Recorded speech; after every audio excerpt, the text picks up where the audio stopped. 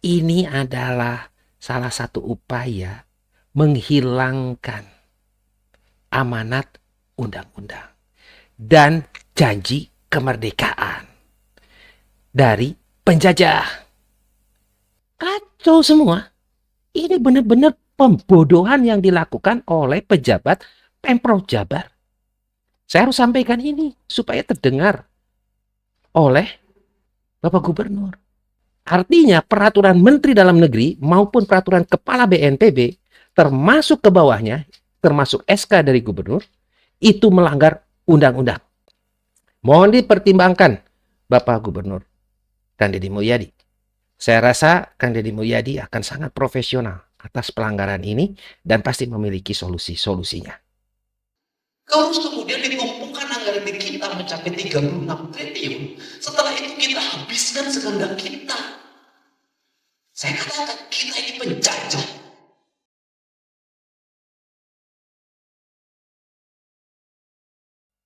Salah satu yang membuat kekaguman saya dan banyak orang, saya rasa ya, di Jawa Barat maupun Indonesia adalah ketika Gubernur Jawa Barat Kang Deddy Mulyadi di Gedung Pakuan dengan berani mengatakan bahwa Pemprov Jabar tidak lebih baik dari penjajah. Dan ini sering saya share kepada tim rekan-rekan terdekat saya. Ini videonya. Kita ini dulu benci sama Belanda. Kita benci sama Belanda karena Belanda itu dianggap mengeruk, menghisap sumber daya yang ada di Indonesia, dibawa ke Belanda. Tetapi seburuk-buruknya Belanda menghisap, peninggalannya bagus-bagus. Nah, pertanyaannya kita berposisi di provinsi, menyerap anggaran berdasarkan pendapatan dari sektor pajak bagi hasil kendaraan bermotor. Dari mana? Bukan kita yang punya, Pak. Itu wilayahnya terhampar, kabupaten, kota, dan desa. Kita ini gak punya wilayah, Pak. Terus kemudian ditumpukan anggaran kita mencapai 36 triliun. Setelah itu kita habiskan sekehendak kita. Saya katakan kita ini penjajah. Yang terngiang ketika mendengarkan video ini, apa yang dikatakan Gubernur Jawa Barat Kang Deddy Mulyadi, yang teringat dalam pikiran saya adalah wajah kakek saya almarhum, yang adalah pejuang kemerdekaan negara Republik Indonesia, yang turut berjuang, merebut, dan mempertahankan, termasuk di peristiwa Bandung Lautan Api. Lalu saya pun teringat apa yang diajarkan guru saya semenjak masih duduk di bangku sekolah dasar tahun 80-an. Yang masih teringat sampai hari ini, yang diajarkan guru saya itu, bahwa sifat dari penjajahan itu, selain pengerukan tadi ya, yang Pak Gubernur katakan, sumber daya alam, sumber daya manusia, dan lain hal sebagainya, sifat-sifat lain yang dilakukan oleh penjajah selain penindasan adalah pembodohan dan ketidakadilan. Saya juga pada saat masih SD, itu kalau yang sekitar tahun 80-an ya, hari Senin itu selalu ada upacara bendera. Dan kita itu wajib hafal pembukaan Undang-Undang Dasar 45. Bahkan seluruh pasalnya itu harus hafal. Di luar kepala itu harus hafal, dites maju ke depan. Seorang demi seorang. Itu zaman dulu ya, nggak tahu sekarang. Janji kemerdekaan itu di dalam pembukaan Undang-Undang Dasar 45 sebagai tujuan nasional adanya pemerintah Republik Indonesia. Yang pertama adalah melindungi segenap bangsa Indonesia dan seluruh tumpah darah Indonesia. Yang kedua adalah memajukan kesejahteraan umum. Ketiga, mencerdaskan kehidupan bangsa. Yang keempat, ikut melaksanakan ketertiban dunia yang berdasarkan kemerdekaan, perdamaian abadi, dan keadilan sosial. Itu yang saya ingat. Lalu apa hubungannya dengan kondisi di Jawa Barat? Dalam bulan-bulan terakhir sering terjadi bencana alam yang diakibatkan oleh ulah manusia, alih fungsi lahan, pembangunan yang ugal-ugalan. Ini kalau terjadinya sebelum Bapak Gubernur menjabat, Pak Kang Deddy Mulyadi, saya nggak akan ngomong yang ini nih. Tetapi karena ini terjadinya setelah Gubernur Jawa Barat Kang Deddy Mulyadi dilantik, dalam tugasnya adalah menjadi wakil pemerintah pusat di daerah. Ini Pak, PLT Kepala Pelaksana Badan Penanggulangan Bencana Pemprov Jabar, menjadi narasumber di Yayasan Universitas Presiden Bekasi ya. Letak Presiden University-nya kalau nggak salah itu di Cikarang, Jababeka kalau nggak salah ya. Dan dulu saya kenal senior saya yang mengajar di sana di teknik industri kalau nggak salah dulu, Kang Herwan. Nggak tahu masih di sana atau tidak. Itu senior saya di tools making technology. Kalak ini mengatakan ya hubungannya dengan pentingnya persatuan dalam menjaga alam dan kesiapsiagaan menghadapi bencana. Ia menekankan bahwa menjaga alam merupakan tanggung jawab bersama dan persatuan terjadinya kunci untuk mewujudkannya. Kayak bener. Kalau secara korelasi ini sangat tidak korelasi dengan peristiwa yang terjadi karena ini acaranya diselenggarakan 25 Maret ya. Kita tahu semua bahwa perubahan alih fungsi lahan itu yang mengizinkan, yang memberi izin itu pemerintah.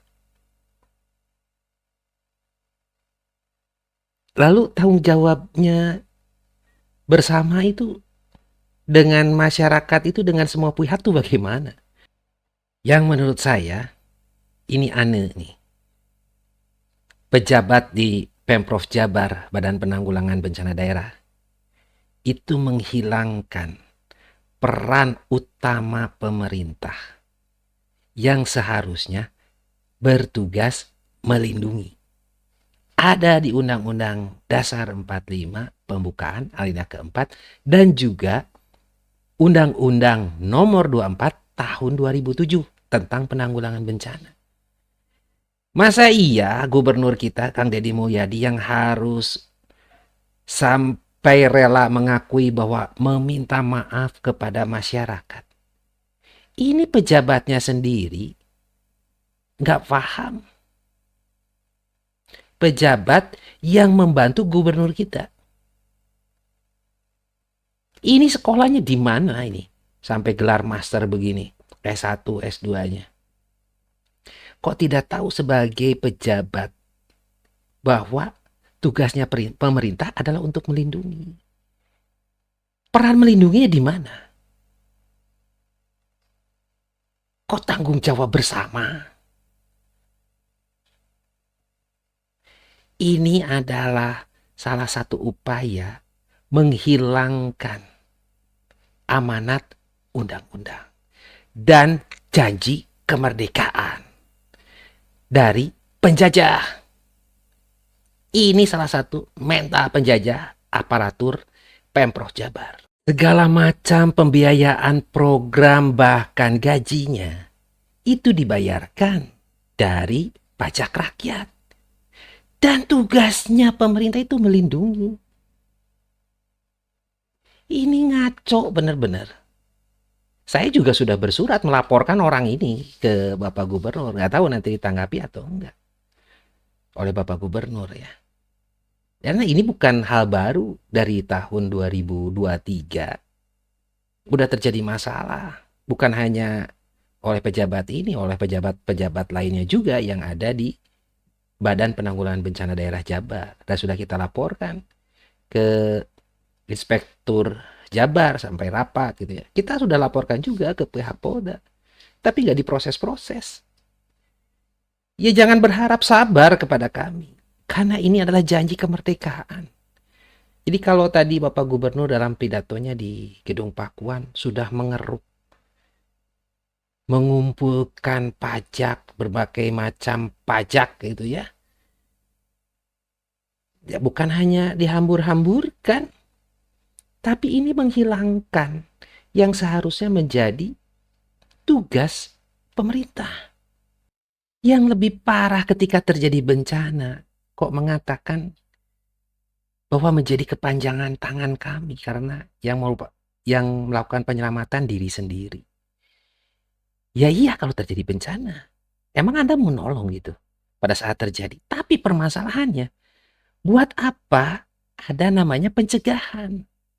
Kami ini masyarakat adalah yang tidak mempunyai kewenangan, kekuasaan, ataupun pembiayaan. Kan pembiayaannya sudah diserahkan kepada Anda melalui pajak itu untuk melakukan upaya-upaya perlindungan, termasuk di dalamnya adalah upaya pencegahan, perlindungan, dan mitigasi. Kok Anda seperti lepas tangan? Jadi buat apa ada pemerintah daerah kalau lepas tangan seperti ini? Yang gini kok bisa jadi narasumber? Dan ini udah berulang kali kita bahas dari 2022 sampai terakhir 2024. Begini lagi, nggak ada otaknya ini. Pejabat Pemprov Jabar. Bukan hanya ini, masih banyak. Tapi banyak juga yang bagus. Tapi yang begini ini. Ya ini warisan-warisan dari zamannya RK. Pembodohan ke masyarakat sudah berlangsung bertahun-tahun dan kami juga tidak didengar ketika menyampaikan ini ke pemerintah daerah maupun ke nasional, tingkat nasional, non kementeriannya yaitu BNPB. Gak didengar juga. Lalu siapa yang akan melindungi kami? Sebagai janji kemerdekaan. Dan ini yang dilakukan oleh Badan Penanggulangan Bencana Daerah adalah pembodohan kepada masyarakat. Yang sangat bertentangan dengan janji kemerdekaan, yaitu mencerdaskan kehidupan bangsa. Dan kebayang ini dilakukan kepada sivitas akademika. Ada para dosen dan lain-lain yang hadir. Bagaimana menyerap ini dan akhirnya diteruskan kepada mahasiswa. Kacau semua. Ini benar-benar pembodohan yang dilakukan oleh pejabat Pemprov Jabar. Saya harus sampaikan ini supaya terdengar oleh Bapak Gubernur. Dan tolong masyarakat berkomentar. Kita ini selama ini dibohongi urusan penanganan bencana, termasuk kajian risiko bencananya. Makanya bencananya begitu lagi. Mereka hanya mengambil dari anggaran pendapatan daerah digunakan kajian-kajian yang nggak ada gunanya. Dan dilakukan oleh para ahli dan konsultan yang tidak memiliki kompetensi. Itu benar-benar udah pemborosan lebih-lebih dari kelakuan penjajah. Dan saya harap juga para intelektual, akademisi, sivitas akademika, mahasiswa harusnya bereaksi dengan seperti ini. Tidak dengan mudah karena berseragam ataupun dari instansi pemerintah dipercaya. Dan saya katakan, sebenarnya dalam surat saya sudah ada kepada Bapak Gubernur. Nggak tahu ya sudah dicek atau sudah dibaca atau belum. Dan seharusnya sudah sampai. Sudah sampai harusnya. Pengangkatan pejabat di Pemprov Jabar untuk Badan Penanggulangan Bencana Daerah, baik dari Kalak yang kemarin di SK-kan, lalu sekretaris badan, kabid-kabid, dan lainnya, itu melanggar undang-undang. Undang-Undang nomor 24 tahun 2007, pasal 23. Ya, benar. Di huruf A-nya bahwa pelaksana itu ditetapkan oleh pemerintah daerah. Tetapi di huruf C-nya, pasal 23, bahwa pelaksana itu profesional dan ahli. Saya tanya, siapa yang ahli dan profesional? Dari mulai kepala pelaksana, sekretaris, kepala bidang, dan pejabat lainnya. Di BPBD, Badan Penanggulangan Bencana Daerah, Provinsi Jawa Barat. Dan di SK-kan lagi. Dan saya yakin itu yang namanya BPSDM, Biro Organisasi, lalu dari Biro Hukum, dan HAM Setda Jabar, termasuk kepala badan yaitu Sekda, belum tentu tahu. Pasti mereka beralasannya ini ada Permendagri bahwa boleh ASN yang tidak memiliki kompetensi. Notabene begitu ya. Lalu ada peraturan kepala BNPB. Tapi itu namanya peraturan menteri dan BNPB itu adalah non-kementerian. Hal yang tidak mungkin yang namanya peraturan menteri dalam negeri ataupun peraturan kepala BNPB itu lebih powerful dibanding undang-undang. Artinya peraturan menteri dalam negeri maupun peraturan kepala BNPB termasuk ke bawahnya, termasuk SK dari gubernur, itu melanggar undang-undang. Mohon dipertimbangkan Bapak Gubernur Kang Deddy Mulyadi. Saya rasa Kang Deddy Mulyadi akan sangat profesional atas pelanggaran ini dan pasti memiliki solusi-solusinya. Saya mengajak semua sivitas akademika, para dosen, guru, profesional, intelektual, adik-adik mahasiswa, dan masyarakat Jawa Barat untuk disadarkan bahwa inilah yang terjadi, yang dilakukan, yang menurut saya adalah pembodohan kepada masyarakat oleh mental penjajah